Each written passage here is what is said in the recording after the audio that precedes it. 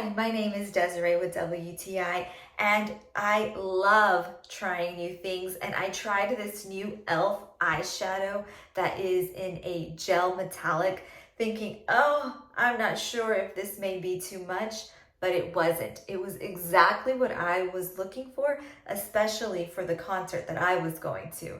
Now, it is going to be a little bit dark at the beginning, but then once you blend it in, it gives you this pretty soft metallic purple color that shimmers in the right places.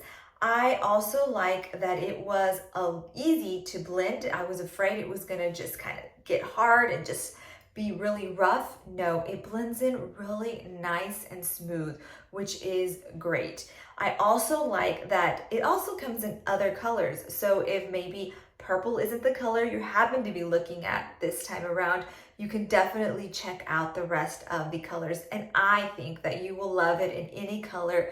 But if this purple is the one you have your eye on, buy it. You will not regret it. But that is just my point of view.